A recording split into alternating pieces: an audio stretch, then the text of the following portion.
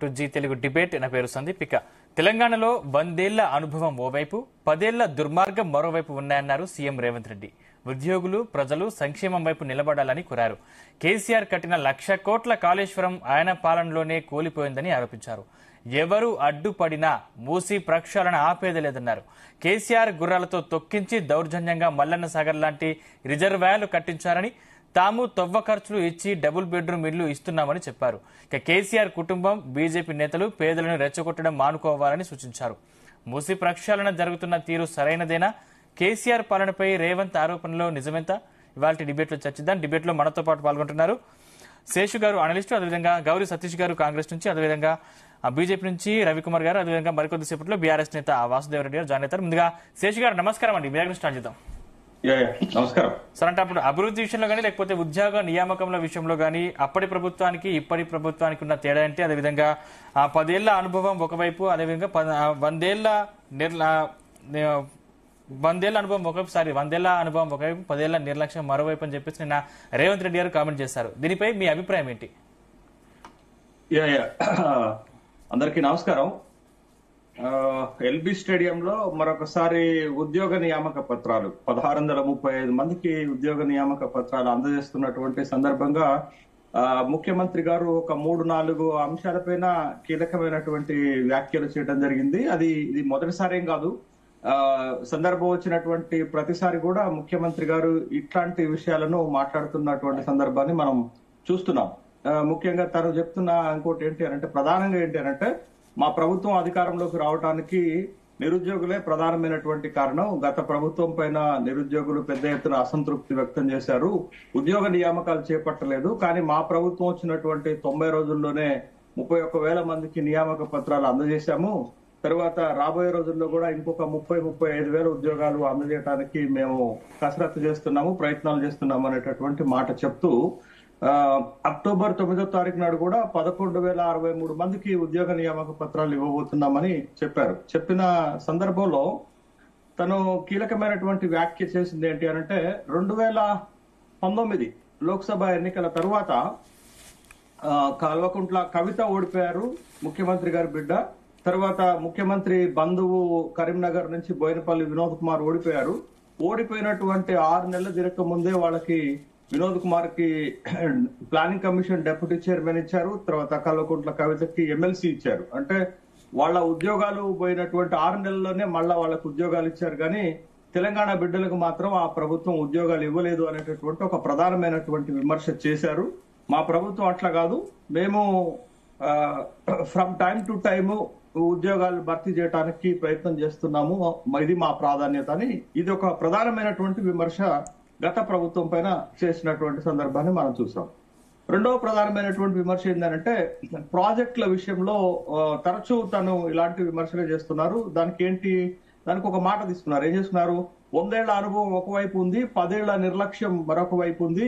మీరు దేని వైపు నిలబడతారు, మీరు దేన్ని ఆదర్శంగా తీసుకుంటారు అని ఉద్యోగ నియామక పత్రాలు ఇచ్చినటువంటి 1635 మందిని ఉద్దేశించి మాట్లాడారు. వాళ్ళలో ఎక్కువ మంది ఇంజనీరింగ్ డిపార్ట్మెంట్ కు సంబంధించినటువంటి వాళ్ళు ఉన్నారు. కాబట్టి ముఖ్యమంత్రి ఆ విధమైనటువంటి కామెంట్ చేశారు. కామెంట్ చేస్తూ తను ప్రధానంగా ఒక మాట చెప్తున్నది ఏంటంటే, 100 ఏళ్ల క్రితం కట్టినటువంటి హిమాయత్ సాగర్ గాని, ఉస్మాన్ సాగర్ గాని, గండిపేట చెరువు గాని, ఇవన్నీ కూడా అట్లనే ఉన్నాయి.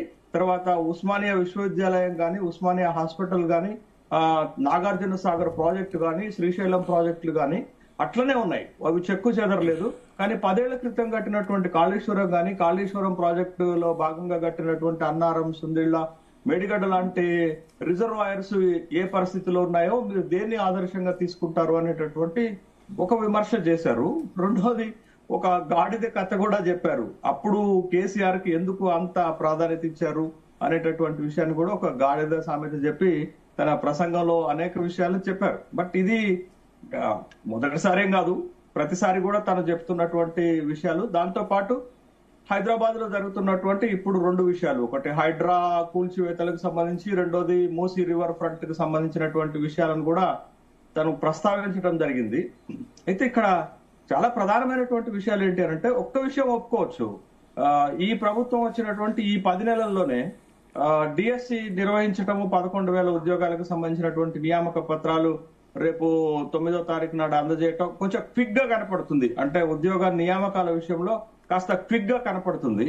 బట్ హైదరాబాద్ లో మూసీ రివర్ ఫ్రంట్ కు సంబంధించి వాళ్ళు తీసుకుంటున్నటువంటి చర్యలు కొంత వివాదాస్పదం అవుతున్నాయి. ఎందుకనంటే మూసీ రివర్ ఫ్రంట్ లో, రివర్ బెడ్ లో ఇవాళ జరుగుతున్నటువంటి కూల్చివేతలన్నీ కూడా పేదల ఇళ్లను కూల్చేస్తున్నారు అనేటటువంటి ఒక అభిప్రాయం అయితే స్పష్టంగా మనకి కనపడుతుంది. వాళ్ళకి స్పష్టమైనటువంటి ప్యాకేజీ ప్రకటించకుండా, నిర్వాసితుల పక్షాన కాకుండా కూల్చివేతలే ప్రధాన ఉద్దేశంగా మూసీ రివర్ ఫ్రంట్ లో ఉన్నటువంటి ఆక్రమణలను లేకపోతే స్ట్రక్చర్స్ ని తొలగిస్తున్న నేపథ్యంలో ప్రభుత్వం పైన ఆ ప్రాంతానికి లేకపోతే ఆ నిర్వాసితుల నుండి పెద్ద ఎత్తున వ్యతిరేకత ఎదురవుతున్నటువంటి సందర్భాన్ని మనకి కనపడుతుంది. కాబట్టి మూసీ రివర్ ఫ్రంట్ ప్రక్షాళన విషయంలో ప్రభుత్వం పునరాలోచన చేయాలనేటటువంటి అభిప్రాయం సామాన్య ప్రజానికం నుంచి కూడా, రాష్ట్ర ప్రజల నుంచి కూడా కొంత అభిప్రాయాలు వ్యక్తమవుతున్నటువంటి నేపథ్యంలో దానికి ఏ విధమైన పరిష్కారం ప్రభుత్వం చూపించబోతుంది, మూసీ రివర్ ఫ్రంట్ నిర్వాసితుల పక్షాన మరేమి ప్యాకేజీ ప్రకటించబోతున్నారు, దాన్ని ఇట్లా వ్యతిరేకత లేకుండా ఏ విధంగా దాన్ని ప్రక్షాళన చేస్తారనేది ఒక సమస్య. అది ప్రభుత్వం ముందు 2 కమిటీలు వేయడానికి ప్రభుత్వం సిద్ధపడినట్లుగా మనకి వార్తలు కనపడుతున్నాయి. బట్ ఆ విషయంలో అయితే చూడాలి.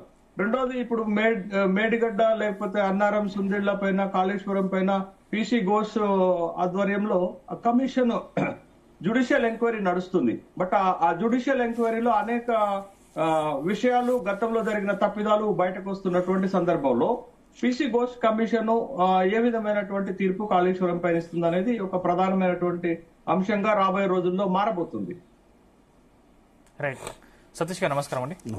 అంటే 100 ఏళ్ల అనుభవం ఒకవైపు, 10 ఏళ్ల నిర్లక్ష్యం ఒకవైపు అని చెప్పేసి నిన్న రేవంత్ రెడ్డి గారు మాట్లాడింది మీరు విన్నారు. ఏంటంటే మీ ప్రభుత్వ హయాంలో ఎప్పుడు ఎక్కడ ఏ చిన్న తప్పు జరగలేదని విమర్శ ఉంది, ఏం చెప్తారు?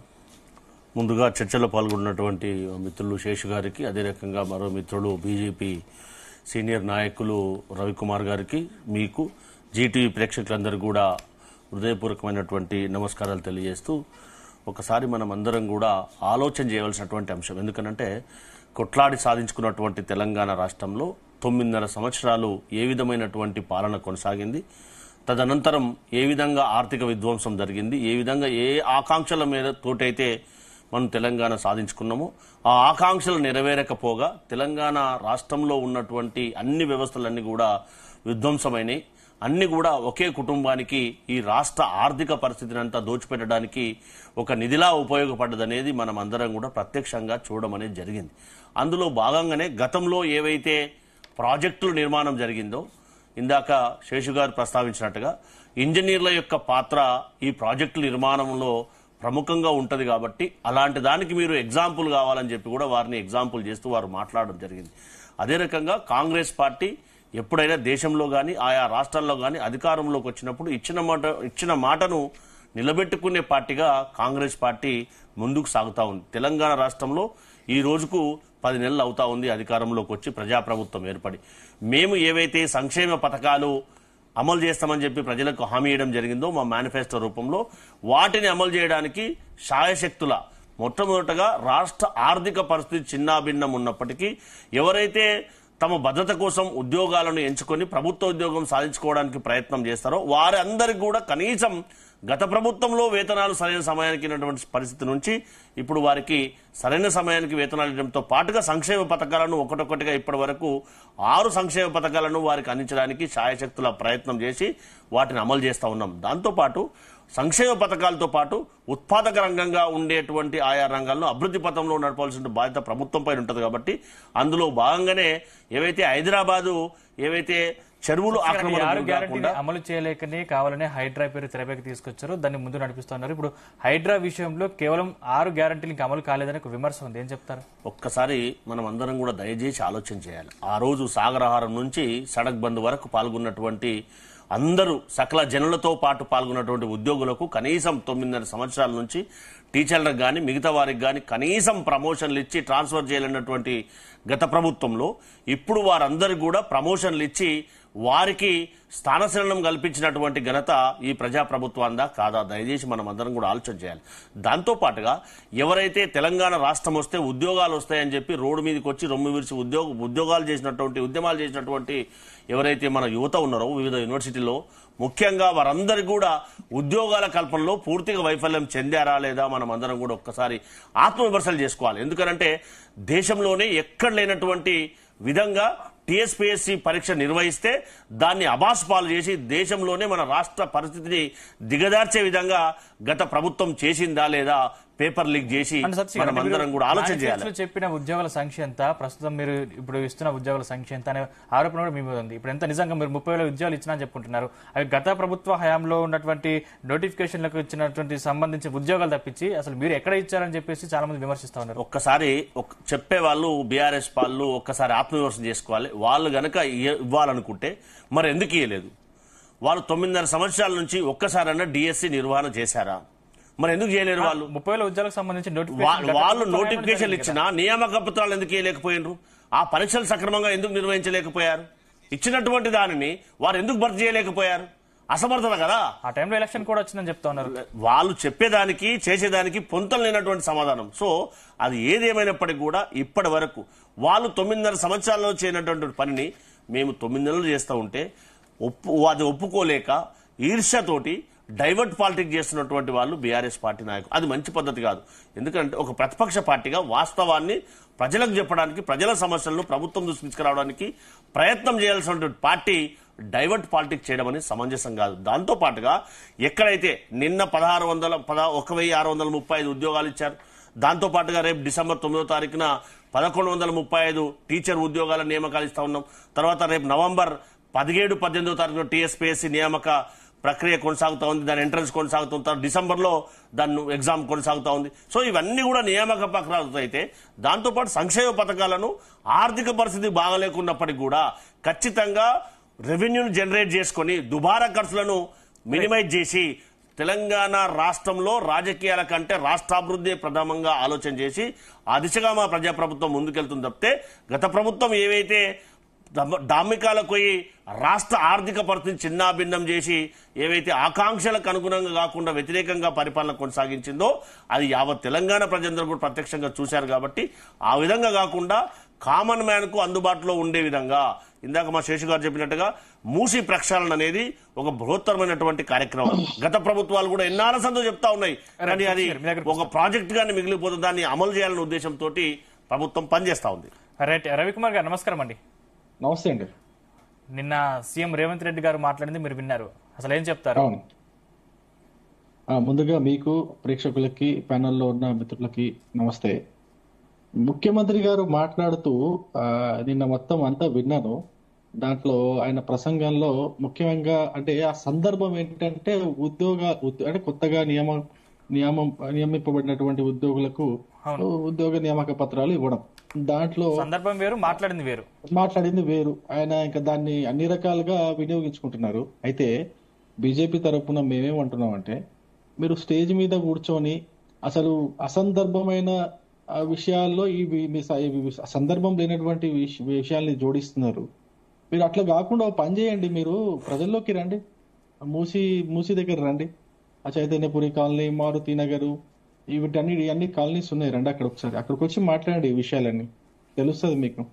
మా ఈటల రాజేందర్ గారు మొన్న అన్నట్టుగా అక్కడికి వచ్చిన తర్వాత మిమ్మల్ని ఎవరైనా శభాష్ అని అంటే ఖచ్చితంగా ఈటల రాజేందర్ గారు రాజకీయాల నుంచి తప్పుకుంటున్నారు కదా, మరి ఆ ఛాలెంజ్ని ఒప్పుకోండి.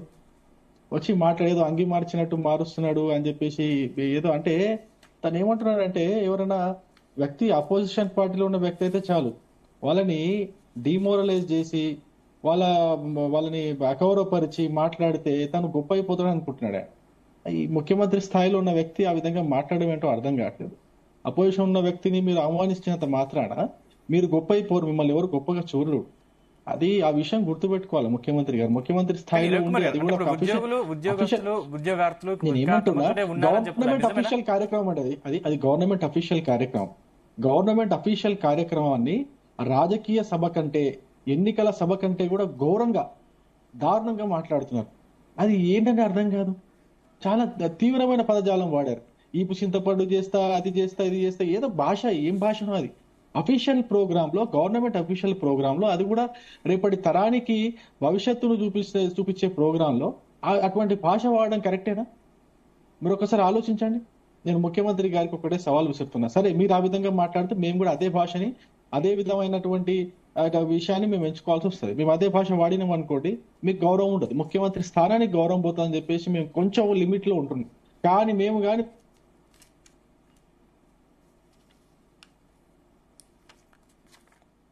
రైట్ రవికుమార్ గారు, మీ దగ్గర కొంచెం సిగ్నల్ ప్రాబ్లం ఉంది, మీ దగ్గరకు వస్తాను. రైట్, వాసుదేవ్ రెడ్డి నమస్కారం అండి. వాసుదేవ్ రెడ్డి గారు, నా వాయిస్ వినిపిస్తుందండి? గుడ్ మార్నింగ్ అండి. అంటే ఇప్పుడు 100 ఏళ్ల క్రితం కట్టిన ప్రాజెక్టులు అలానే ఉన్నాయి, కానీ బీఆర్ఎస్ హయాంలో కట్టినటువంటి కాళేశ్వరం కూలిపోయిందని సీఎం విమర్శించారు. అంటే నిజంగా కాళేశ్వరం గురించి అడిగితే ఏం చెప్తారు? ఇప్పుడు నమస్తే అండి. ఎందుకంటే ముందుగా ప్యానెల్లో ఉన్న సోదరులందరికీ కూడా నమస్కారం, మీకు అదేవిధంగా ప్రేక్షకులందరికీ కూడా గుడ్ మార్నింగ్ అండి.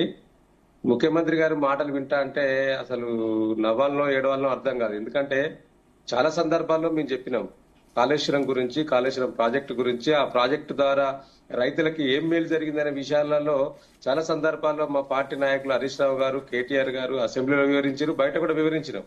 అయినా కూడా పదే పదే ఏంది అంటే వాళ్లకు పాలన చేత కాక ప్రతిపక్షం మీద పడి ఏడవడం తప్పితే మిగతాది ఏం కాదండి. ఇప్పుడు నిన్న వారు 1600 యుద్ధం సోదరులు ఏదో మాట్లాడినప్పుడు నేను చూశాను. అసలు బీఆర్ఎస్ ప్రభుత్వం ఉద్యోగాలు వేయలేదు, మేమే ఇచ్చినాం, వాళ్ళకి చాదనే కాలేదు అని చెప్పి వారు మాట్లాడుతా ఉన్నారు.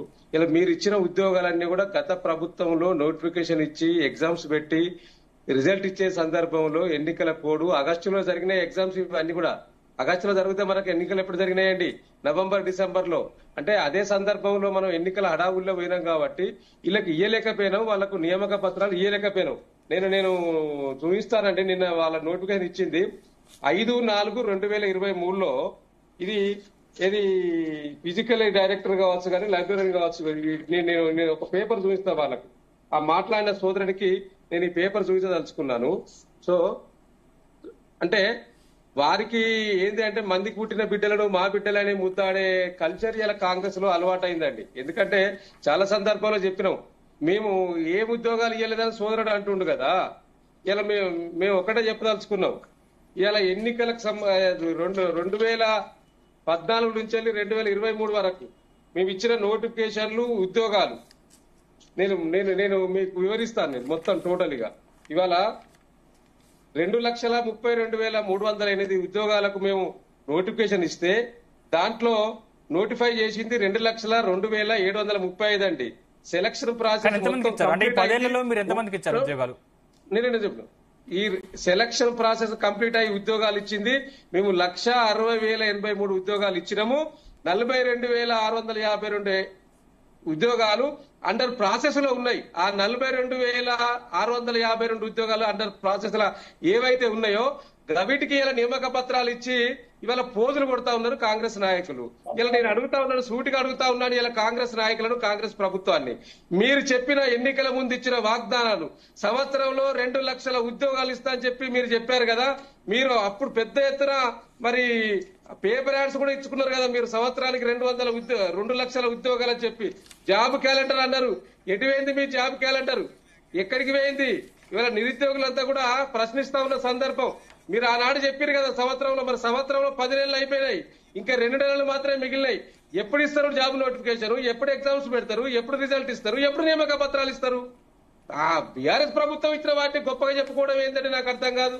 వీళ్ళేదో గొప్పగా సాధించినట్టు ఇవాళ డైవర్షన్ పాలిటిక్స్ చేస్తా ఉన్నది కాంగ్రెస్ ప్రభుత్వం. ఎందుకంటే అసలు విషయాలను చర్చకు రాకుండా, మీరు ఎన్నికల్లో ఇచ్చిన వాగ్దానాలు 6 గ్యారంటీలు చర్చకు రాకుండా ఇవాళ విషయాన్ని మొత్తం సైడ్ ట్రాక్ చేస్తూ కాళేశ్వరం కాలిపోయింది ఇలా పదే పదే చెప్పిందే చెప్పి ప్రజలను మభ్యపెట్టడానికి ఎన్ని రోజులు చేస్తారు ముఖ్యమంత్రి గారు? మీరు ప్రజాపాలన దృష్టి పెట్టండి. 6 గ్యారంటీల్లో 13 అంశాలు ఉన్నాయి. ఆ 13 అంశాల గురించి ఏం మాట్లాడతారు? ఇవాళ వీటన్నిటిని డైవర్ట్ చేయడానికే మూసిని ముందటేసుకున్నది ఈ ప్రభుత్వము. కాబట్టి ఇలా వీరేదో చేసినట్టు, గొప్పగా చేసినట్టు ప్రజలకు కలరింగిస్తా ఉన్నది కాంగ్రెస్ ప్రభుత్వం. ఇలా వాస్తవంగా ఈ ప్రభుత్వం అధికారంలోకి వచ్చిన ఈ 10 నెలల్లో కొత్తగా ఎక్కడా ప్రాజెక్టు నిర్మాణం చేయలేదు, అదేవిధంగా కొత్తగా ఉద్యోగాలు ఇవ్వలేదు. ఛాలెంజ్ చేస్తారా? ఒక్క ఉద్యోగం నోటిఫికేషన్ ఇచ్చినా ఇలా మీరు దేనికంటే దానికి చర్చ, మీరైనా చర్చకు సిద్ధంగా ఉండండి. ఎక్కడికి రమ్మంటే అక్కడికి మా బీఆర్ఎస్ పార్టీ నాయకులు రావడానికి సిద్ధంగా ఉన్నారు. కాబట్టి మీరు ఇంకా అబద్దాలు పదే పదే వల్లిస్తూ ప్రజలను మోసం చేయకండి, నిరుద్యోగులను మోసం చేయకండి. మీరు ఇస్తారన్న ఉద్యోగాలు ఇవ్వండి, ఎందుకు ఇస్తలేరు? మీరు నిరుద్యోగ భృతి అని చెప్పారు, 4,000 నిరుద్యోగ భృతి ఎటువైంది? 4,000 మీ దగ్గరకు వస్తాను, అడుగుదాం. రైట్ రైట్ సతీష్ గారు ఏం చెప్తారు? చెప్తా ఉన్నారు కదా, ఏవైతే ఉద్యోగాల భర్తీ చేసినామని చెప్పి ఒక్కటే సూటి ప్రశ్న. గత 9.5 సంవత్సరాల నుంచి అధికారంలో ఉండి ఎన్ని ఉద్యోగాలు భర్తీ చేశారు? వారు వివిధ శాఖల్లో ఉన్నటువంటి ఖాళీల కోసం కమిషన్ వేసిన తర్వాత ఆ కమిషన్ చూపించినటువంటి ఖాళీలన్నీ, వాటిని ఎందుకు నియామకాలు చేయలేకపోయారు? అది చేయకుండా బట్టగాల్చి మీదేసినట్టుగా అబద్ధాలు చెప్పి రాష్ట్ర ఆర్థిక పరిస్థితిని చిన్నాభిన్నం చేసినటువంటి ప్రభుత్వం గత బీఆర్ఎస్ టీఆర్ఎస్ పార్టీయా కాదా? దాంతోపాటుగా ఏదైతే ఆత్మగౌరవంతో బతకాలనే ఉద్దేశంతో ప్రతి యువకుడు టీఎస్పీఎస్సీ ఉద్యోగం రాస్తే ఆ ఉద్యోగాల కోసం నానా యాతన పడితే ఆ పేపర్ లీక్ చేసింది గత ప్రభుత్వం కాదా? వాళ్ళు ఇప్పుడు దాని గురించి మాట్లాడితే ఎంతవరకు కరెక్ట్ అండి? మీరు మాట్లాడేప్పుడు మాట్లాడలేదు, నోట్ చేసుకుని దాంతో పాటుగా ఒకటే మాట్లాడాలి.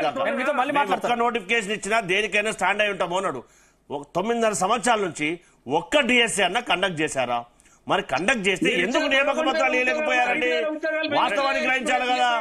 వాస్తవాన్ని గ్రహించకుండా అబద్ధాలు మాట్లాడితే ఎవరు రిసీవ్ చేసుకుంటారండి? ఉద్యోగాల గురించి కాదు, ఫస్ట్ కాళేశ్వరం గురించి మాట్లాడుకుందాం. కాళేశ్వరం విషయంలో మీరు నిజంగా అలా తప్పు జరిగింది అనుకుంటున్నారా? వాస్తవాన్ని గ్రహించాలి. ఎక్కడైతే సుందిల్లా గాని, ఎక్కడైతే అన్నారం గాని, ఎక్కడైతే అక్కడ కట్టినటువంటి ఏవైతే దానికి ఫీడింగ్ ఉన్నటువంటి కాళేశ్వరానికి ఫీడింగ్ ఉన్నటువంటి వాటివి, అక్కడ ఉన్నటువంటి డ్యామ్లలో అక్కడ డ్యామేజ్ జరిగిందా లేదా? వారు ఉన్నప్పుడే కనీసం 10 సంవత్సరాలు కూడా గడచలేదు. అయినా కానీ అవన్నీ క్రాక్స్ వచ్చినట్టు మనట్లో కనిపిస్తున్నాయి కదా, మనం చూసాం కదా, ప్రత్యక్షంగా చూసాం కదా. ఇవన్నీ ఒక్కసారి గుర్తుపెట్టుకోవాలి. ఎంత ప్రజాధనం డబ్బు ఖర్చు పెట్టి మనం నిర్మాణం చేసినాం, దాన్ని ప్రాపర్ గా నిర్మాణం చేయాల్సినటువంటి బాధ్యత ప్రభుత్వం మీద ఉందా? కనీసం దానికి డిపిఆర్ కూడా లేదు. అక్కడ ఉన్నటువంటి ఏదో పీయూష్ ఘోష్ గారు వచ్చినటువంటి కమిటీ ఏం చెప్తా ఉంది? ఖచ్చితంగా దీనికి అవినీతి జరిగింది, దీని పట్ల చర్యలు తీసుకోవాల్సిన అవసరం ఉంది అని చెప్పి నిర్ధారించలేదు. కానీ దాని పట్ల విచారణ కొనసాగుతుందని మనం ఏం చెప్పలేనటువంటి పరిస్థితి. సో అక్కడ జరిగినటువంటి విషయాన్ని, వాస్తవాన్ని ఒప్పుకోకుండా గతంలో కాళేశ్వరాన్ని ప్రతిపక్ష పార్టీలు విజిట్ చేయడానికి కూడా అవకాశం అయినటువంటి వీళ్ళు ఇప్పుడు మాట్లాడితే ఎంతవరకు కరెక్ట్ అండి? వాస్తవాన్ని కదా గ్రహించి చెప్పాల్సింది. మరి కాళేశ్వరం పట్ల అవినీతి జరగకపోతే అది ఎందుకు జూలిపోయిందండి? అది ప్రాపర్గా నిర్మాణం చేయవలసినటువంటి దాన్ని ఎందుకు చేయలేదండి? మరి మల్లన్న సాగర్ లో ఇప్పటికి కూడా రైతులు ఎందుకు నష్టపరిహారం రాలేదని రోడ్డుకి ఎక్కుతున్నారండి? గత 9.5 సంవత్సరాల నుంచి వారు ఏం ధర్నాలు ఉన్నాయండి? అక్కడికి వెళ్ళినటువంటి ప్రతిపక్ష పార్టీ ప్రజా సంఘాలు ఉన్నాయండి? అవన్నీ కూడా ప్రజాప్రభుత్వంలో, ఒక ప్రజలతో ఎన్నికబడిన ప్రభుత్వంలో వారికి అవకాశం ఉండదా? కనీసం వెళ్ళడానికి కూడా పోలీసులు పెట్టి కాపలా కాసినటువంటి, నిర్బంధం చేసినటువంటి వీళ్ళు ఇప్పుడు మాట్లాడితే ఎంతవరకు కరెక్ట్ అండి? వాస్తవానికి గత 9.5 సంవత్సరాల నుంచి అబద్ధాలతో కదా ఇది పూట గడిపింది. అది మర్చి మాట్లాడితే ఎట్లా గ్రహిస్తారండి? ప్రజలు కూడా, యావత్ ప్రజలంతా చూస్తారు కదండి. మేమేం చెప్తున్నామంటే గత 9.5 సంవత్సరాల నుంచి వీరు తెలంగాణ రాష్ట్రంలో ఏ విధమైనటువంటి పరిపాలన చేశారో కనీసం సమస్యలు చెప్పుకోవడానికి కూడా అవకాశం లేనటువంటి వీళ్ళు, మంత్రులు కూడా ముఖ్యమంత్రులు కలిగినటువంటి పరిస్థితి మనం చూసాం. స్వయంగా హోమ్ మినిస్టర్ గారే ముఖ్యమంత్రి కలవలేనటువంటి పరిస్థితి. కానీ ఇప్పుడు అట్లాంటి పరిస్థితి కాదు కదా. ప్రజలందరూ కూడా వారి సమస్యలను మంత్రులు చెప్పుకోవడానికి అవకాశం ఉంది, సెక్రటరీకి వెళ్ళడానికి అవకాశం ఉంది. కనీసం అలాంటి స్వేచ్ఛ కల్పించినటువంటి పార్టీగా, ప్రజాప్రభుత్వంగా సమస్యలు చెప్పుకోవడానికి అవకాశం లేనటువంటి వాళ్ళు ఇప్పుడు మాట్లాడితే దయ్యాలు వేదాలు వెలిచినట్టు ఉండదా అండి? వాస్తవానికి గ్రహించవలసిన బాధ్యత ఒక రాజకీయ పార్టీగా దాన్ని యాక్సెప్ట్ చేయాల్సిన బాధ్యత ఉంటుందా ఉండదా? అది కాకుండా వాళ్ళు 9.5 సంవత్సరాల నుంచి చేయలేనటువంటిది మేము 10 నెలల నుంచి సాయశక్తులా ప్రయత్నం చేస్తున్నాం. అప్పుడు ఏర్పడినటువంటి ఆర్థిక పరిస్థితి వేరు. సర్ప్లస్ బడ్జెట్తో ఉన్నటువంటి రాష్ట్రాన్ని ఆర్థికంగా ఏ విధంగా చిన్నాభిన్నం చేశారో మనం చూడట్లేదా? ఇప్పుడు కనీసం ఉన్నటువంటి పరిస్థితులకు కనీసం ఇంట్రెస్ట్ కూడా కట్టినటువంటి పరిస్థితి. అలాంటిది వారు మాట్లాడితే ఎంతవరకు కరెక్ట్ అండి? దాంతో పాటుగా గత ప్రభుత్వం 7 లక్షల కోట్లు అప్పు చేసిందని మీకు తెలుసు, అంటే మీరు తెలిసే ఇన్ని హామీలు ఇచ్చారని ఆరోపణ కూడా మేము ఉంది, ఏం చెప్తారు? మాకు తెలుసు, అప్పు ఉందని తెలుసు. అయినా రాష్ట్రం యొక్క రెవెన్యూ జనరేట్ చేసుకొని ఖచ్చితంగా ప్రజలకు ఇచ్చినటువంటి సంక్షేమ పథకాలను హామీ చేయడం మా బాధ్యత. కాబట్టి ఖచ్చితంగా అటు కేంద్ర ప్రభుత్వంతో కోఆర్డినేట్ చేసుకొని రాష్ట్రంలో రెవెన్యూ జనరేట్ చేసుకొని ఖచ్చితంగా ప్రజలకు ఇచ్చినటువంటి వాటన్నిటిని కూడా అమలు చేయడం మా బాధ్యత. కనీసం 9.5 సంవత్సరాల నుంచి ఒక రేషన్ కార్డు కూడా లేదండి. అలాంటి వాళ్ళు ఇప్పుడు మాట్లాడితే ఎంతవరకు కరెక్ట్ అండి? రవి గారు, అంటే ఎవరు అడ్డుపడినా కూడా మూసి ప్రక్షాళన ఆగే ప్రసక్తి లేదని చెప్పారు. నిజంగా బీజేపీ వాళ్ళు లేకపోతే బీఆర్ఎస్ వాళ్ళు కానీ సలహాలు సూచనలు ఇవ్వచ్చు కదా, ఎందుకు విమర్శిస్తున్నారని కూడా ఒక మాట అన్నారు. నిజంగా మీరు సలహాలు ఇవ్వచ్చు కదా, ఎందుకు విమర్శిస్తూ ఉన్నారు? మేమేం సలహాలు ఇస్తున్నామంటే ముఖ్యమంత్రి రేవంత్ రెడ్డి గారికి కాంగ్రెస్ ప్రభుత్వానికి ఇచ్చే సలహా ఒకటే, మూసీ రివర్ ఫ్రంట్ ప్రాజెక్ట్ కు సంబంధించిన డిపిఆర్ బయట పెట్టండి. ఏ కాంట్రాక్టర్లకు ఈ యొక్క మూసీ రివర్ ఫ్రంట్ కాంట్రాక్ట్ ఇచ్చారో అది బయట పెట్టండి. ఏ దానికి ఎన్ని వేల కోట్లు అవుతుంది, 1,50,000 కోట్ల రూపాయలు అసలు ఎందుకు ఖర్చు అవుతుంది అనేది కూడా బయట పెట్టండి. ఎంత స్థలాన్ని మీరు ప్రజల దగ్గర నుంచి అక్వైర్ చేసి ఆ స్థలాన్ని బడాబాబులకు ఎవరు కేటాయించదలుచుకున్నారు, ఏ వ్యాపారస్తులకు కేటాయించదలుచుకున్నారు అది కూడా బయట పెట్టండి. దాని తర్వాత మూసీ రివర్ ఫ్రంట్ పేరుతో ప్రజలను ఏ విధంగా అయితే మీరు భయభ్రాంతులకు గురి చేస్తున్నారో, మీరు ప్రతిపక్షాలను రండి, ఏ విధంగా వాళ్ళకి నష్టపరిహారం యుద్ధం చెప్పండి అని అంటున్నారు.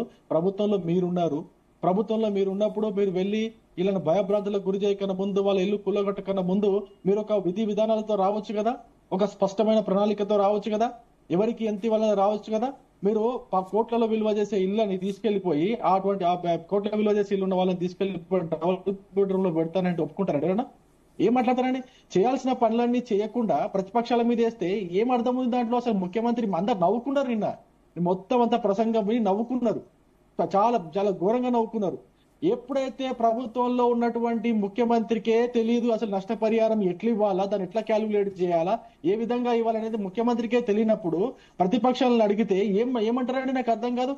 ఒక ప్రణాళిక లేదు, ఏ విధంగా నష్టపరిహారం రిహాబిలిటేషన్ చేయాలనేది తెలియదు. ఇవన్నీ తెలియకుండా మూసీ రివర్ ఫ్రంట్ 1,50,000 కోట్లు ప్రతిసారి ప్రతి మీటింగ్ లో పోయినప్పుడు 1,50,000 కోట్లు ఖర్చు చేస్తాం, 1,50,000 కోట్లు ఖర్చు చేస్తాం అంటే దేని గురించి ఖర్చు చేస్తారు? ఏ పేదవానికి ఉపయోగపడుతుంది మూసీ రివర్ ఫ్రంట్ డెవలప్ చేస్తే? అందులో 1,50,000 కోట్ల రూపాయలు దేనికి, ఎక్కడ నుంచి తీసుకొస్తారు డబ్బులు? ఎవరి పైసలు ఇవన్నీ? ఎక్కడ నుంచి తీసుకో, ఏ కాంట్రాక్టర్లకు ఇస్తున్నారు? దీనిపైన మీ వెనక మీరు వేసుకున్న స్కెచ్ అంటే అసలు చెప్పండి. మీరేం స్కెచ్ చేసుకున్నారు? ఎన్ని వేల కోట్లకు పంగనామం పెడదామని చూస్తున్నారు? మూసీ రివర్ ఫ్రంట్ పేరుతో మీరు దొబ్బేస్తున్నారు, కాళేశ్వరం పేరుతో బీఆర్ఎస్ దొబ్బేసింది, ఖజానాన్ని మొత్తం ఖాళీ చేసింది, అప్పుల పాలు చేసింది. మీరు ఎందుకు చేయాలనుకుంటారు ఈ విషయం? దీనిపై ఎక్కడ కూడా స్పష్టంగా ప్రభుత్వం ఎక్కడ కూడా ఎటువంటి విధానం కూడా బయట పెట్టకుండా, ప్రజలకు పెట్టకుండా, దానికి డిపిఆర్ పెట్టకుండా చేసేస్తాం తీసేస్తాం, రాజేందర్ అన్న నువ్వురా అంగి మార్చినట్టు ఇది మారుస్తున్నావు, వాళ్ళు బీఆర్ఎస్ వాళ్ళు మాట్లాడుతున్నావు అనేది దాని అర్థం ఏందండి? అర్థం లేని అసలు సందర్భం లేని సమయంలో అర్థం లేని ప్రసంగం ఇచ్చుకుంటూ ఏం మాట్లాడదలుచుకున్నాడో నాకు అర్థం కావట్లేదు. ఆయన ఇంకోటి అంటాడు, గంగా, కావేరి, కృష్ణ ఇట్లాంటి పేర్లు పెట్టుకుంటారు కానీ మూసీ రివర్ పేరు పెట్టుకుంటారు. నాకు అర్థం కాదు. అవి ఉపనది కాబట్టి దాని పేరు పెట్టుకోరు. ముఖ్యమైన నదులు జీవనదులు ఉన్నాయి కాబట్టి వాటి పేర్లు పెట్టుకుంటారు. ఆ పిల్లల ముందు మాట్లాడేటప్పుడు కనీసం పరువు పోతుందనే కూడా జ్ఞానం లేకపోతే ఎట్లా నాకు అర్థం కాదు. నేను ఇంకో విషయం కూడా చెప్తున్నా, మూసీ రివర్ ఫ్రంట్ కి సంబంధించి మీరు ఏ కార్యక్రమం మొదలు పెట్టినా ముందు అఖిల పక్షాన్ని పిలవండి. అఖిల పక్షాన్ని పిలిచి మీరు ఏ విధంగా ముందుకెళ్లబోతున్నారో ఈ మూసీ రివర్ ఫ్రంట్ పైన అన్ని కూడా వివరించండి. వివరించిన దాని తర్వాత మీరు ముందుకెళ్ళండి. అప్పుడు అఖిల పక్షం మొత్తం ఒప్పుకుంటే దాని ప్రకారం ముందుకెళ్ళండి. అఖిల పక్షం వచ్చినప్పుడు అక్కడే మీకు కావాల్సిన సలహాలు సూచనలు చేస్తారు. మీరు రండి ఏ విధంగా చేసే సూచనలు ఏంటంటే మీరు అఖిల పక్షం సమావేశం పెట్టండి. అఖిల పక్ష సమావేశం పెట్టకుండానే రండి అంటే ఏం అర్థం? దాని అర్థం ఏముంది? అది దిమాక్ లేని మాటలు మాట్లాడుతున్నాడు అంత ముఖ్యమంత్రి. నాకు అర్థం ఒక్కసారైనా పిలిచిండండి. ఇంత హడావిడి జరుగుతా ఉంది, ప్రజలందరూ భయభ్రాంతులకు గురవుతున్నారు, ప్రజలందరూ కూడా మా ఇల్లు ఉంటాయా పోతే అని చెప్పేసి భయపడుతున్నారు, ముఖ్యమంత్రిని ఇష్టం వచ్చినట్టు తిడుతున్నారు, ప్రభుత్వాన్ని తిడుతున్నారు.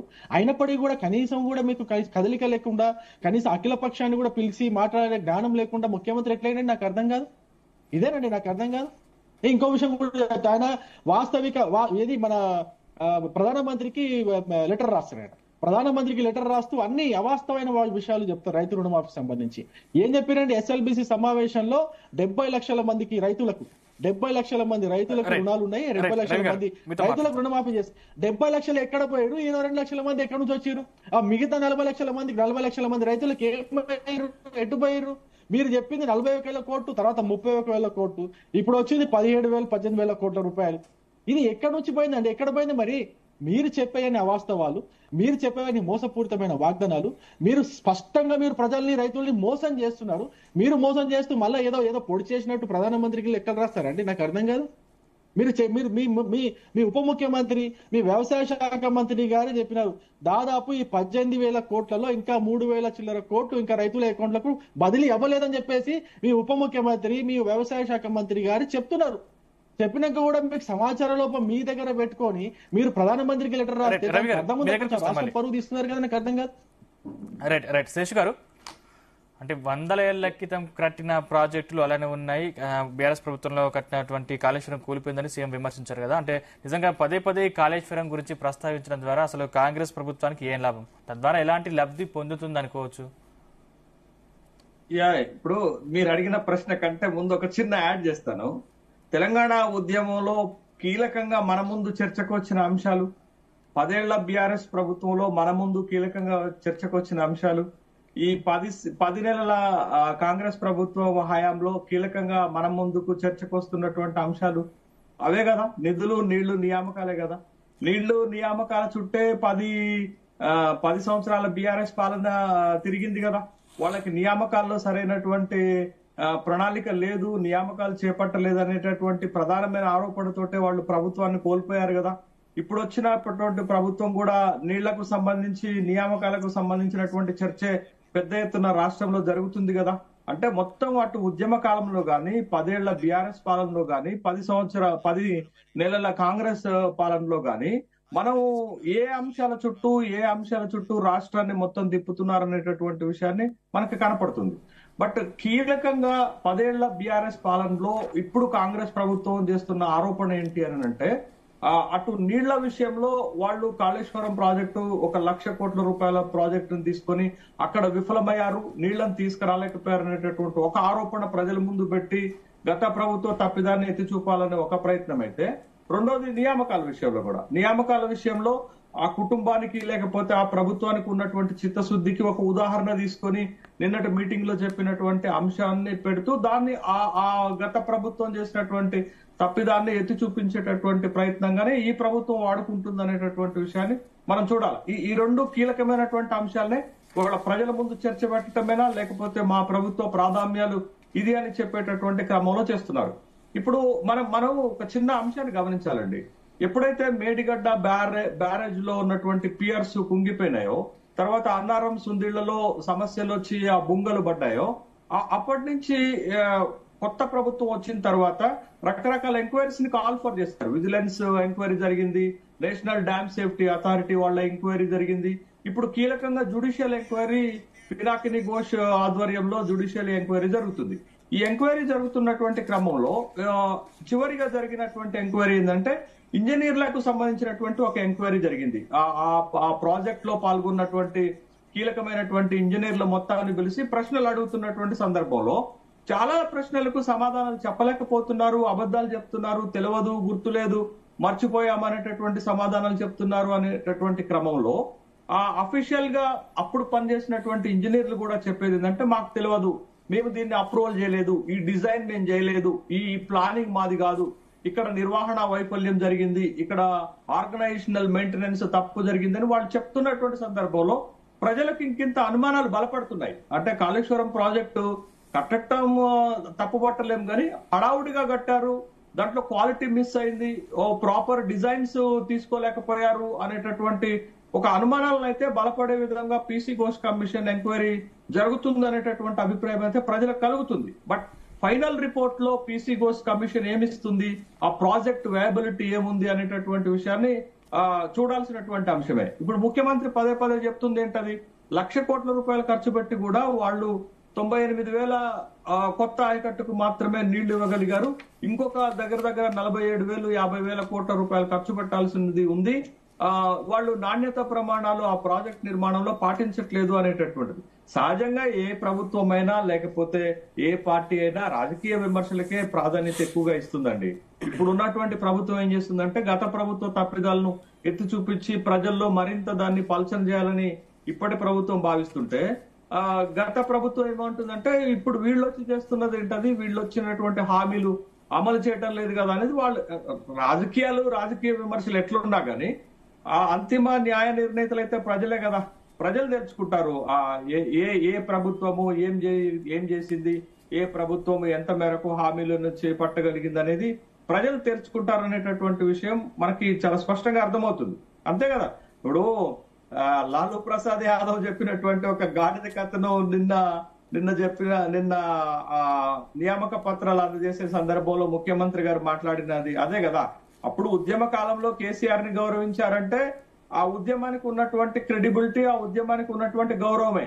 ఆ ఉద్యమం అయిపోయిన తర్వాత కేసీఆర్ పాలన చూసి ప్రజలు ఆయనకు ఓట్లు వేయలేదు కదా అనేటటువంటి అభిప్రాయమే ముఖ్యమంత్రి వ్యక్తం చేశారు. బట్ ఏంటంటే అట్లాంటి కొన్ని కార్యక్రమాల్లో రాజకీయ విమర్శలు ఈ స్థాయిలో చేయటం మంచిది కాదు.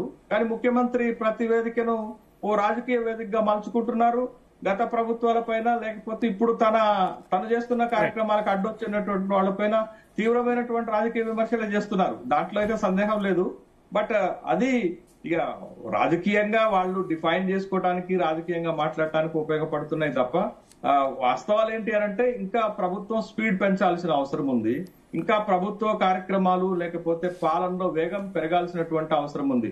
10 నెలలు అవుతున్నప్పటికీ కూడా కాస్త నత్తనడకనే ప్రభుత్వం కొనసాగుతుంది అనేటటువంటి అభిప్రాయం ఉన్నప్పటికీ కొన్ని విషయాల్లో మాత్రం ప్రభుత్వం చాలా ఫాస్ట్ గా అడుగులు వేస్తున్నట్లుగానే మనకు కనపడుతుంది. ముఖ్యంగా హైదరాబాద్ విషయంలో హైదరాబాద్ బ్రాండ్ ఇమేజ్ ని పెంచడంలో కొంత కొత్త ప్రభుత్వము స్పీడ్ గానే ముందుకు వెళ్తున్నట్లుగా మనకు కనపడుతుంది. అది హైడ్రా గానీ లేకపోతే మూసీ రివర్ ఫ్రంట్ ప్రక్షాళన చేసేటటువంటి విషయంలో గానీ కాస్త ఫాస్ట్ గా వెళ్తున్నట్టుగానే కనపడుతుంది. బట్ ఎంత మేరకు దాన్ని ప్రజలకు ఇబ్బంది కలగకుండా, నిర్వాసితులకు ఇబ్బంది కలగకుండా ముందుకు తీసుకుపోతారనేటటువంటి విషయం ఒక డిఫికల్ట్ టాస్కే అది. మీరు ఎప్పుడైనా చూడండి, ఇప్పుడు నర్మదా ప్రాజెక్ట్ కట్టినప్పుడు పెద్ద ఉద్యమం వచ్చింది మేధా పాట్కర్ ఆధ్వర్యంలో. నర్మదా బచావో అనేటటువంటి ఒక పెద్ద ఉద్యమమే వచ్చింది. కాబట్టి తర్వాత కాళేశ్వరం ప్రాజెక్టు కడుతున్నప్పుడు మల్లన్న సాగర్ భూమి ఆక్యుజేషన్ జరుగుతున్న సందర్భంలో ఆయా ప్రాంతాల నుంచి భూములు కోల్పోతున్న వాళ్ళ నుంచి పెద్ద ఉద్యమమే వచ్చింది. బట్ ఇప్పుడు మూసీ రివర్ ఫ్రంట్ జరుగుతున్నప్పుడైనా, హైడ్రా కూల్చివేతలు జరుగుతున్నప్పుడైనా ప్రజల నుంచి వ్యతిరేకత వస్తుంది. బట్ ఆ ప్రాజెక్టులు తెలంగాణకి ఎంత మేరకు ఉపయోగపడతాయి, ఆ ప్రాజెక్టులు హైదరాబాద్ ఎదుర్కొంటున్న సమస్యలకు ఎంత మేరకు పరిష్కారం చూపించగలుగుతాయి అనేది ముఖ్యమవుతుంది. బట్ మొదట్లో ఇనిషియల్ స్టేజ్ లో ఇలాంటి వ్యతిరేకతలు కొత్త ప్రాజెక్టులు తీసుకున్నప్పుడు వస్తాయి. బట్ వాటిని అధిగమించడానికి ప్రభుత్వం ఒక మానవతా దృక్పథంతో ముందుకు రావాల్సినటువంటి అవసరం ఉంటుంది. మరింత మెరుగైనటువంటి ప్యాకేజీ నిర్వాసితులకు ఇవ్వాల్సినటువంటి అవసరం ఉంటుంది. ఇప్పుడు ప్రతిపక్షాలు కూడా రెచ్చగొట్టే విధంగా కాకుండా అసలు మూసీ రివర్ ఫ్రంట్ ప్రక్షాళన జరగాలని బీఆర్ఎస్ అంటుంది, బీజేపీ అంటుంది. బట్ ప్రభుత్వం అనుసరిస్తున్నటువంటి వైఖరి పైన కొంత అభ్యంతరాలు ఉన్నాయి. కానీ వాళ్ళు సూచనలు కూడా చేయటం లేదు, విమర్శల వరకే పరిమితమైనట్టుగా మనకు కనపడుతుంది. బట్ ఇప్పుడు 2 కమిటీలు వేశారు కదా. ఒకటి సెర్ఫ్ సిఇఓ దేవరాజన్ కమిటీ వేశారు, రెండోది ప్రతిపక్షాలతో సంప్రదింపులు చేయడానికి బట్టితోటి తర్వాత పొన్నం ప్రభాకర్ తోటి ఒక కమిటీ వేశారు. బట్ సూచనలు కూడా చేయాలి, విమర్శలకే పరిమితం అవుతున్నారు. బట్ మూసీ రివర్ ఫ్రంట్ లో ఎదురవుతున్న సమస్యల పైన ప్రతిపక్షాలు విమర్శలే కాదు, దాంతో పాటు ఈ విధంగా చేస్తే బాగుంటుందని సూచనలు చేయాలా. గత ప్రభుత్వం కూడా ప్రక్షాళనకి రైట్ వాసుదేవరెడ్డి గారు, అంటే ఎవరు అడ్డుపడినా అసలు మూసీ ప్రక్షాళన ఆగదు, ఖచ్చితంగా దాన్ని ప్రక్షాళన జరిగి తీరుతుంది అంటున్నారు. అదేవిధంగా నేను ముఖ్యమంత్రి గారు కొన్ని కామెంట్స్ కూడా చేశారు. ఎవరిని తరలించకుండా అసలు మీరు వాళ్ళని ఎందుకు తరలించకుండా కూడా ప్రాజెక్టును కడతారనేది ఒక ప్రశ్న వేశారు. అదేవిధంగా గతంలో కేసీఆర్ గారే గుర్రాలతో తొక్కించారు, ఇప్పుడు మీరే కావాలని రెచ్చగొడుతున్నారని అంటున్నారు. ఇప్పుడు మూసీ నదికి ఇప్పటిదాకా సోదరులు శేషి గారు చెప్పారు, మేము ఎప్పుడు కూడా వ్యతిరేకం కాదని. కానీ మేము ఏం చెప్తా ఉన్నామంటే మా పార్టీ స్టాండ్ ఏంటంటే, మీరు మీ నాయకుడు రాహుల్ గాంధీ గారు తీసుకొచ్చిన చట్టం ఏది, భూసేకరణ చట్టం, మరి ఆ భూసేకరణ చట్టాన్ని అనుసరించి దానికి సంబంధించి అక్కడ ఎవరెవరైతే ఆ మూసీకి సంబంధించిన బ్యూటిఫికేషన్ లో నష్టపోతున్న బాధితులు ఎవరైతే ఉన్నారో వారిని ముందుగానే ఐడెంటిఫై చేసి ఆ ఇల్లుకు ఒక ధర కట్టి దాంతో పాటు ఆ ఇంట్లో ఉన్న కుటుంబ సభ్యులకు ఉపాధి కోసం మరి ఆ యొక్క భూసేకరణ చట్టాన్ని అనుసరించే మేము మల్లన్న సాగర్ ప్రాజెక్టు సంబంధించిన బాధితులకు కావచ్చు, కాళేశ్వరం ప్రాజెక్టు బాధితులకు కావచ్చు, మేము అదే భూసేకరణ చట్టాన్ని అమలు చేసినాం, అక్కడ ఉన్న ప్రజలకు అందజేసినాం. ఇవాళ ఈ కాంగ్రెస్ ప్రభుత్వం కూడా మల్లన్న సాగర్ బాధితులకు ఇప్పటి వరకు కూడా మీరు నష్టపరిహారం ఇవ్వలేని ఆరోపణ ఉంది. వాళ్ళు ఇప్పటికీ రోడ్ల మీద ధర్నాలు చేస్తా ఉన్నారు. తప్పండి. నష్టపరిహారం ఇచ్చినము 100% వాళ్ళకి అందింది. ఎక్కడన్నా ఇప్పటికి అందకుండా ఉన్నది ఎవరన్నా ఉన్నారంటే అక్కడ ఏమన్నా ఆఫీసర్స్ ఏమైనా కొద్దిగా ఆలస్యం చేసి లేకపోతే వారికి అమౌంట్ పడకపోవడం 100% ఐడెంటిఫై చేసి అందరికీ ఇచ్చినము. మీరు ఎంతసేపు నేనేమంటున్నా అంటే ఎంతసేపు కాంగ్రెస్ బీఆర్ఎస్ వైఫల్యాలని చెప్పడం కాదు, మా వైఫల్యాలు ఉన్నాయనే కదా ప్రజలు మమ్మల్ని ప్రతిపక్షంలో కూర్చుండబెట్టింది. మరి మీరు తీసుకొచ్చి సీట్లో కూర్చుండబెట్టి మీరు చేసేది ఏంటి? ప్రజలకు మంచి చేయాలని కదా మిమ్మల్ని తీసుకొచ్చింది.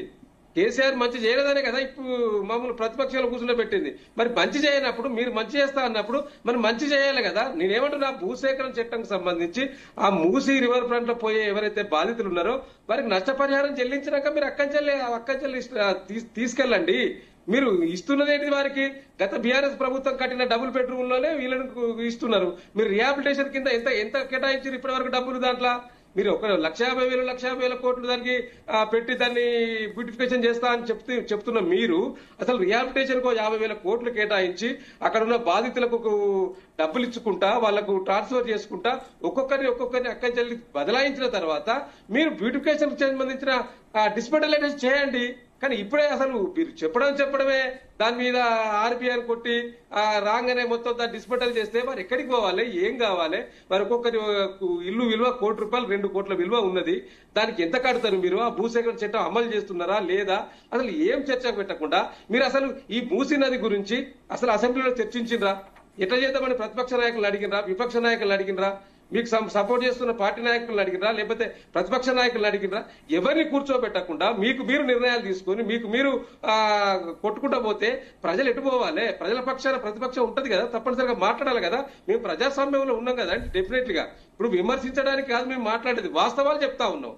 వాస్తవం పేద ప్రజలు అనుకోండి. నిజంగా మీరు మరి పేద ప్రజలనే కాకుంటే మరి అక్కడ ఉన్న అనేక కన్స్ట్రక్షన్స్ ఉన్నాయి, ఆదిత్య లాంటి పెద్ద పెద్ద కన్స్ట్రక్షన్స్ ఉన్నాయి. మీరు పెద్దల జోలికి ఎందుకు పోతలేరు? మీ తమ్మునికో తిరుపతి రెడ్డి గారికో 45 రోజులు అవుతుంది ఇప్పటి వరకు నోటీస్ ఇచ్చి దాని మాత్రం ఆ దుర్గం చెరువు దగ్గర ఉన్న ఎఫ్టీ పరిధిలో ఉన్న వాటి మాత్రం అటువైపు పోదు హైడ్రా గాని ప్రభుత్వం గాని. కానీ పేదోళ్ళకు సంబంధించిన ఉడిసెల కాడికి పోతుంది. లేకపోతే మూసి నదిలో ఉన్న వాటిని ఐడెంటిఫై చేసి ఎప్పుడో 40 సంవత్సరాల క్రితం కట్టినాయి. గత కాంగ్రెస్ ప్రభుత్వం అధికారంలో ఉన్నప్పుడు, గత టీడీపీ ప్రభుత్వం అధికారంలో ఉన్నప్పుడు పట్టాలు ఇచ్చి ఉడా లేఅవుట్ అండి, అది ఉడా లేఅవుట్ లో వాళ్ళు ప్లాట్లు కొనుక్కున్నారు. వారికి ప్రభుత్వానికి రిజిస్ట్రేషన్ ఫీజు కట్టిండ్రు.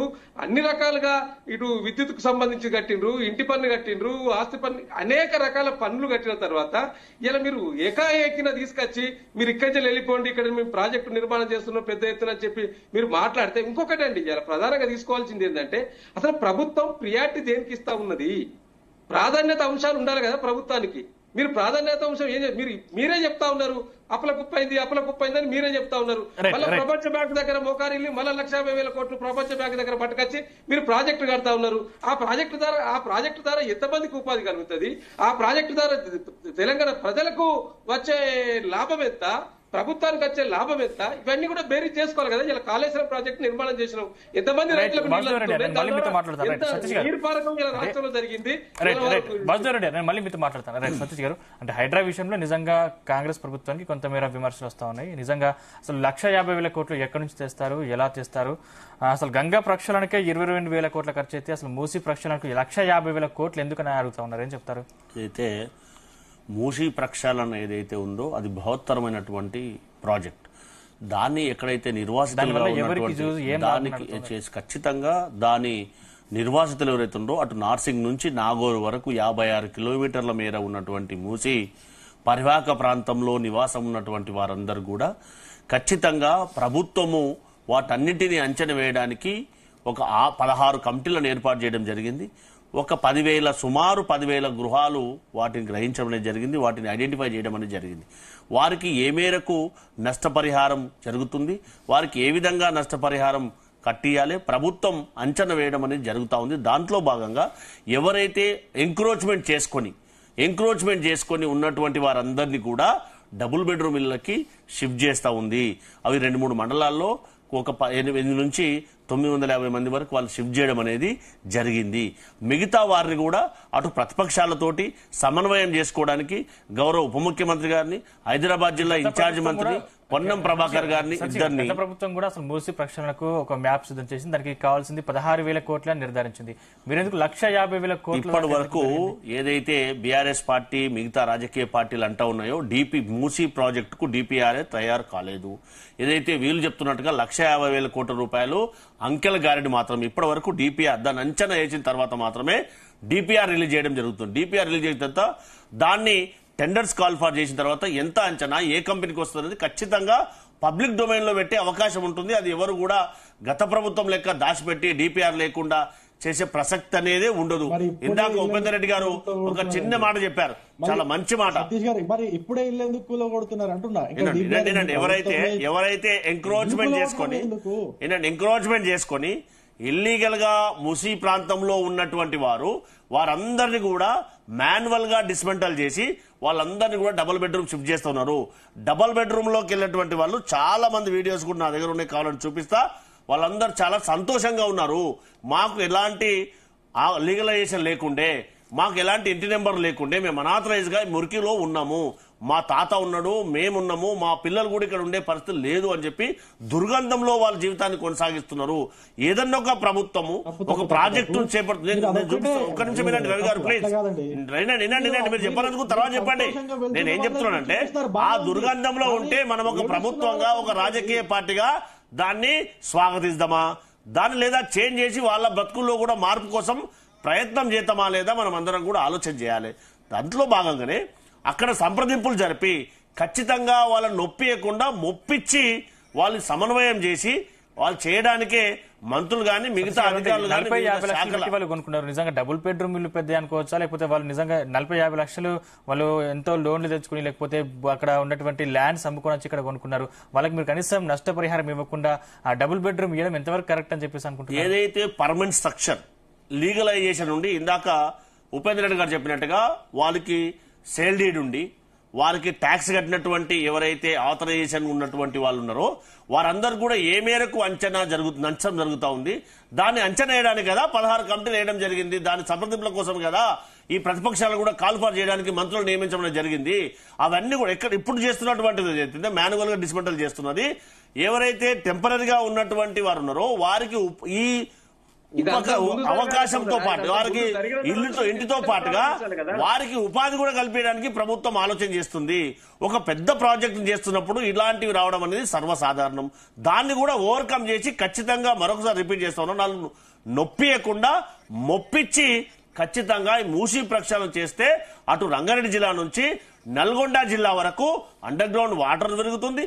దాంతోపాటు నల్గొండ జిల్లాకు ఖచ్చితంగా వాటర్ రిసోర్స్ పెరిగి వారికి అక్కడ ఉన్నటువంటి వారు రైతులందరూ కూడా ఉపాధి దొరికే అవకాశం ఉంటుంది, వారికి పంటలు పండించుకోవడానికి అవకాశం ఏర్పడుతుంది. కాబట్టి ఆ రకంగా అండర్ గ్రౌండ్ వాటర్ పెరిగినప్పుడు ఖచ్చితంగా మనందరూ కూడా మంచి ఫలితాలు ఉంటాయనేది మనందరూ కూడా బాగా తెలుసు. అదంతా కూడా మనం అందరం కూడా ఒక రాజకీయ పార్టీగా వెల్కమ్ చెప్పాల్సింది. ఉన్న ఇండ్లకి మీరు కరెంటు బిల్లు వేశారు, నల్ల కనెక్షన్ ఇచ్చారు, అన్ని అధికారులు చేశారు. నిజంగా మరి అధికారుల మీద ఏమైనా చర్యలు తీసుకుంటారని చెప్పేసి ఆ నిర్వాసితులు అడుగుతున్నారు, ఏం చెప్తారు? ఏదైతే చాలా మటుకు మూసీ పరివాహక ప్రాంతంలో ఎంక్రోచ్మెంట్ ఉన్న వారికి ఏదైతే పర్మనెంట్ స్ట్రక్చర్ ఏదైతే ఇందాక సేల్ డీడ్ ఉన్నది కానీ వారికి పర్మనెంట్ స్ట్రక్చర్ తో నిర్మాణం చేసుకున్నటువంటి ట్యాక్స్ కడుతున్నటువంటి వాళ్ళకి కానీ కరెంటు బిల్లు ఉన్నటువంటి వారికి కానీ ఖచ్చితంగా వారికి ఏ మేరకు నష్టం జరుగుతూ ఉంది, ఆ నష్టాన్ని ఏ రూపంలో ఇవ్వాలి, వాళ్ళకి డబ్బులు ఇవ్వాలా, త్రిబుల్ ఇవ్వాలా, ఆర్థికంగా నష్టం ఏ విధంగా నష్టం జరిగితే వారికి నగదు రూపంలో ఏ విధంగా ఇవ్వాలని చెప్పి ప్రభుత్వం అంచనా వేయడానికే 16 కమిటీలను ఏర్పాటు చేయడం జరిగింది. వివిధ శాఖల్లో ఉన్నటువంటి ఉన్నతాధికారులతో పాటు వారిని కోఆర్డినేట్ చేయడానికి ఒక ఐఏఎస్ ఆఫీసర్ అధికారులే పర్మిషన్ ఇచ్చారు. అంటే ఇప్పుడు వాళ్ళు నిజంగా వాళ్ళ మీద ఎటువంటి చర్యలు తీసుకుంటున్నారు? నిజంగా ఒక్క అధికారి మీద ఇప్పటి వరకు మీరు చర్యలు తీసుకున్నారా? ఇప్పుడు మనం హైడ్రా విషయంలో తీసుకున్నామా లేదా మన అందరికి కూడా తెలిసి ఎఫ్ఐఆర్ కూడా బుక్ చేయడం అనేది జరిగింది. కానీ ఇంతవరకు ఒక్క అధికారి పేరు బయటికి రాలేదు. హైడ్రా విషయంలో ఒక డిప్టీ కమిషనర్ పైన ఎంఆర్ఓ పైన 5 మంది పైన ఎఫ్ఐఆర్ బుక్ చేయడం జరిగింది కదా.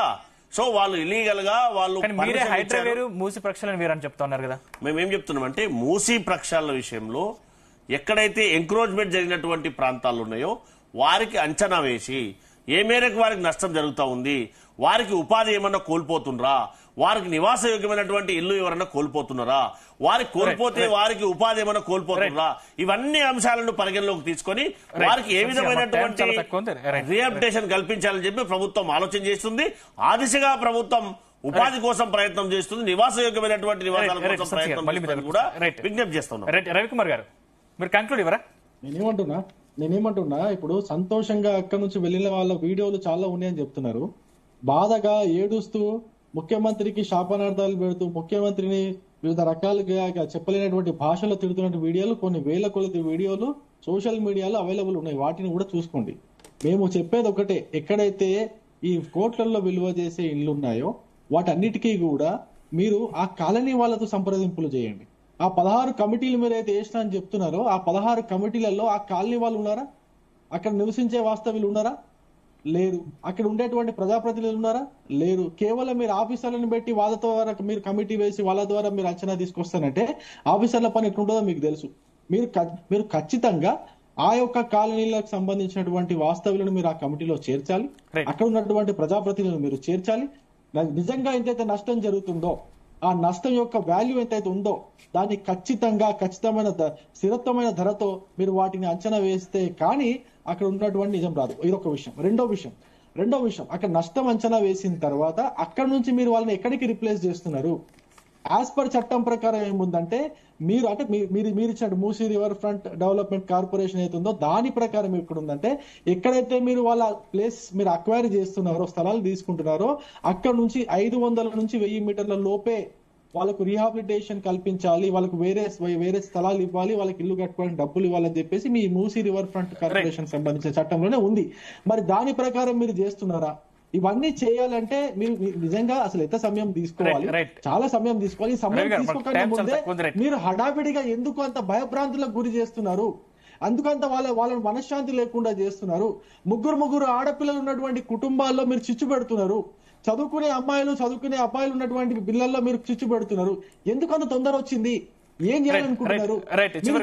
విధానం కరెక్ట్ గా లేదని చెప్పేసి మేము మిమ్మల్ని సూటిగా ప్రశ్నిస్తున్నాం. రైట్ శేషి గారు, నేను మీ దగ్గరకు వస్తాను. రైట్ వాసు గారు మీరు కన్క్లూడ్ ఇవ్వరా? ఇప్పుడు ఒకటే అండి, ఇవాళ చాలా సందర్భాల్లో చెప్పినాం, మళ్ళీ కూడా మేము గుర్తు చేస్తా ఉన్నాం.